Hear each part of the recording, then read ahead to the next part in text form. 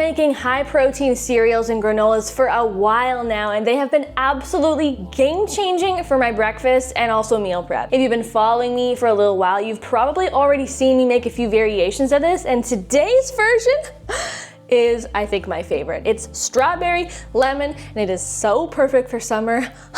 We're using about a dozen mostly whole food ingredients that you most likely already have in your kitchen, and one of the main ingredients is something you would absolutely never expect to find in granola, and it's gonna blow your mind, so stick around. Without further ado, let's make some granola. So I'm gonna be real with you guys. This recipe is really easy. Like, so easy that you basically just mix everything together in a bowl, spread it on a baking sheet, and you bake it. All right, that's the recipe. Thanks for watching. Bye.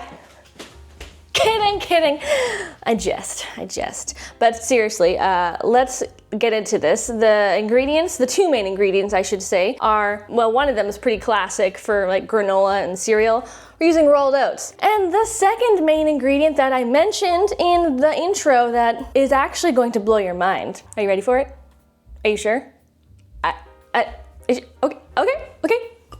It's TVP. You guys, TVP. You know what TVP is, right? It's okay if you don't. It's textured vegetable protein, and 99.99999% of the time, it's used as a plant-based ground meat alternative. It's what I use it for most of the time, but it's great in cereals and granolas. You know why? Because it's crunchy. It's crunchy AF, especially when dry. And that's how we're gonna keep it in this recipe. It's a flavor sponge, and so whatever you add to TVP, it just takes on those flavors, which is amazing. Okay, we're gonna work on the dry ingredients first, and then we'll move on to the wet ingredients. So first, grab yourself some sort of mixing vessel. Hey. Okay, so we've got 1 cup of those rolled oats. Throw them in, plus 1 cup of that dry TVP. The TVP is going to be our primary source of protein in this granola, but almost everything in this recipe has a bit of protein in it, which is pretty cool in my opinion. Next, we've got 1/4 cup of hemp seeds. These are great because they're both sources of omega-3 fatty acids, healthy fats, and protein. We've got 1/2 cup of pumpkin seeds, aka pepitas. You can use raw or you could use roasted. It doesn't really matter. They're both crunchy. I happen to just always have roasted on hand, so that's what I'm using. And then we've got 2 tablespoons of chia seeds. Again, another amazing source of omega-3 fatty acids, proteins, healthy fats. And then a little pinch of salt, about 1/4 teaspoon. The last dry ingredient here is 3/4 cup of some strawberry plant-based protein powder. Now the brand that I am using today is from EarthChimp. I love EarthChimp. I've started using them recently and they have really good flavors, and the brand is just super clean. All whole food ingredients, they add probiotics, no added sugars, and I don't ever feel bloated after using EarthChimp. So if you want to try out EarthChimp, I have a discount code below if you want to try it out for yourself. And if you're in Canada, another brand I also highly recommend is Good Protein. Their strawberries and cream flavor is out of this world delicious, literally tastes like dessert. Discount code in the description for you. And now you just simply stir everything together until you have a well-combined dry mixture. It's a no-brainer. Oh, and also, quick side note, if you don't have strawberry flavored protein powder, don't sweat it one bit. You can use unflavored, but I would first recommend vanilla. Vanilla is really good in this recipe, and I've made it countless times just using vanilla, and it turns out great every time. Beaut. Set this bowl aside and grab a small one for your wet ingredients. We've got 3 easy wet ingredients with an optional 4th. We've got 1/3 cup of some maple syrup for syrup. We've got the syrup for the syrup, people, for sweetness, and it's also sticky, which is gonna help clump. I know how to use the English language. It helps the granola clump up into granola chunks. Tahini also helps with that, which is why we're using 2 tablespoons. And then of course, since this is a strawberry lemon flavored situation, we're gonna zest the zest off of 1 whole lemon. If you have or can easily access some lemon extract, add 1 teaspoon because it really amps up the lemon flavor and it is just chef's kiss. And now just give it all a good whiskey, as we do around here, but of course, not the kind of whiskey you drink, unless you want to. Perfect, and now we have a smooth, creamy, lemony, sweet mixture. and it is ready to mix into the dry ingredients. Now I'm going to explain this as I go, but you have to work really quick here. The reason why is that when liquid comes into contact with TVP, TVP's natural behavior is to want to absorb liquid rather, so that it can plump up, turn meaty, turn kind of chewy and juicy. But we don't really want that to happen here. We want things to stay crunchy. We don't want the TVP to rehydrate.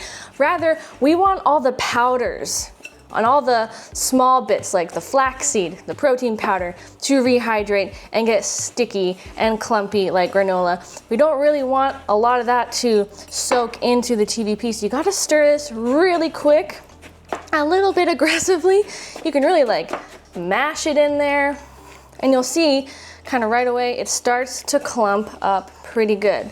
There'll still be some powder at the bottom, but just give it a minute or two of some manual labor and you will have slightly more of a clumpy granola situation.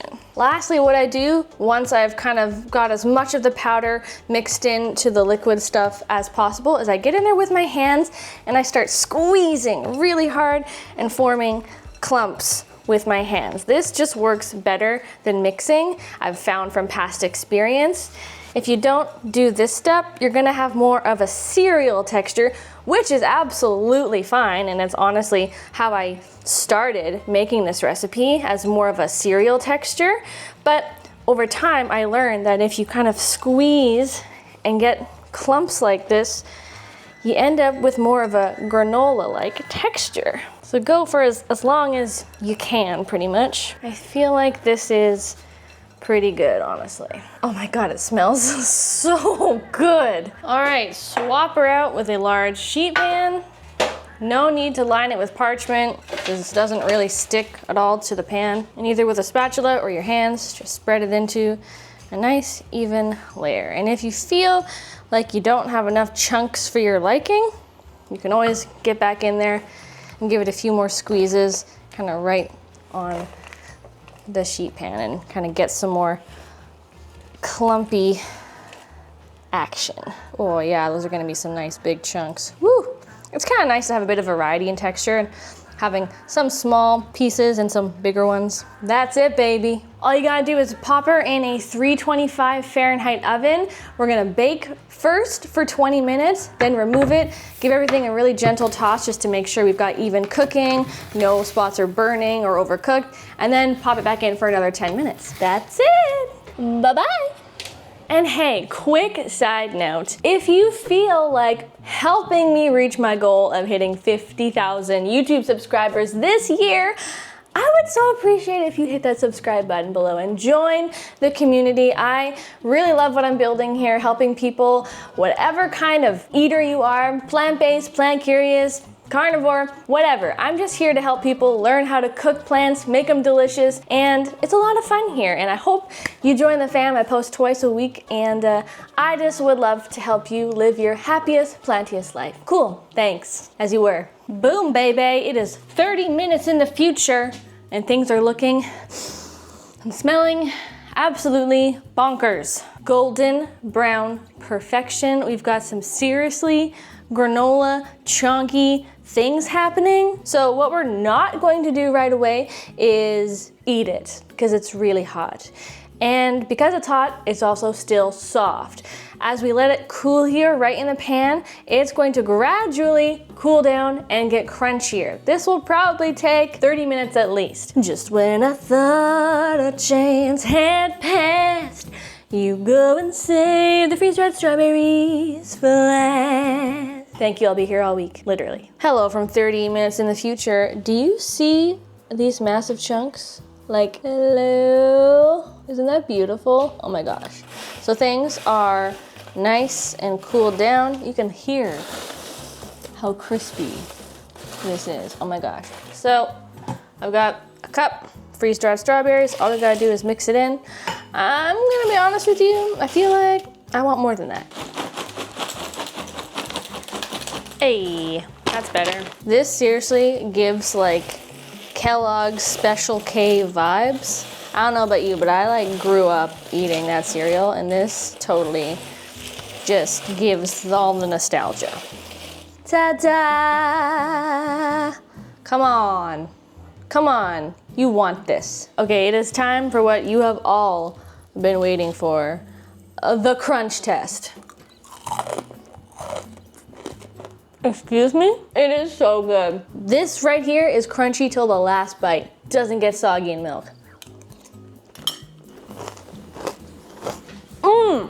Thank you so much for being here and for subscribing and liking and hitting that notifications bell. I love you guys and I can't wait to see you in another video real soon. Bye.